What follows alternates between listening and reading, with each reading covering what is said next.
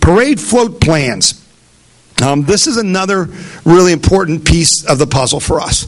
And thanks to Leo and Peggy Nagel, for the most part, we've kind of dabbled in the float business, but it's just been hit or miss because we were facilities challenged. We had issues because, you'd have a fair, like the Garrettsville Tractor Parade, and you'd want to be in that, but, you'd have to kind of put a float together just for that and then take the float down, and it just was a moving target.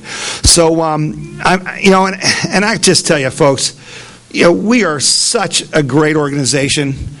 I'm just telling you. I travel the state and I travel the country, and I see, groups all over the place.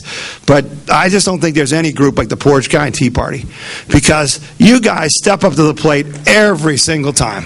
Every single time.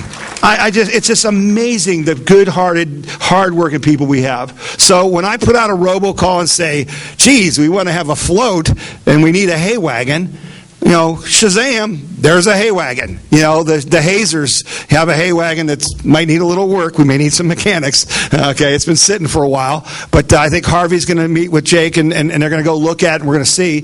But we got a hay wagon. And then I say, well, we need a place to put the hay wagon, right? Because the whole idea here is to have a float that's permanently set up that, we can maybe add a little here and there depending on the theme of that parade. But, boy, when we need it, you just hook up a truck and pull it out, and we got a float.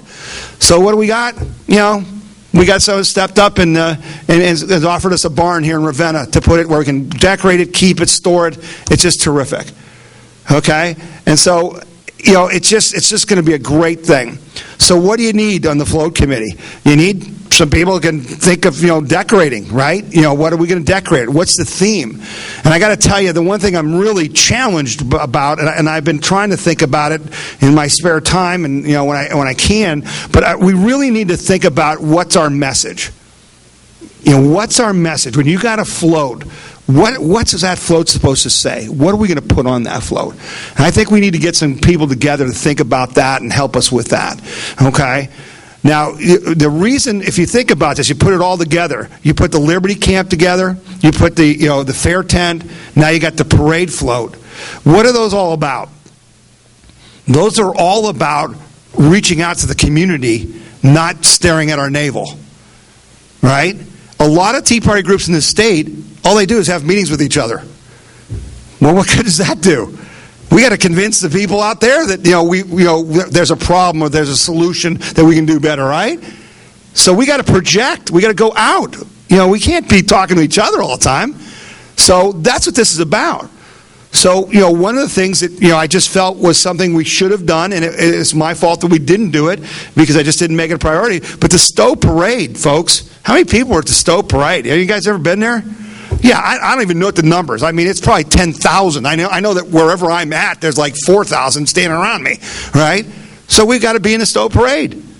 And I think between our fair tent and between our parade float and with our Liberty Camp, we're going to reach literally 30, 40, 50,000 people with our message.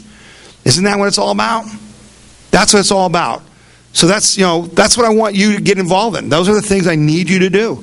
Okay, that's going to help us get our message out and do the things that are really important to us.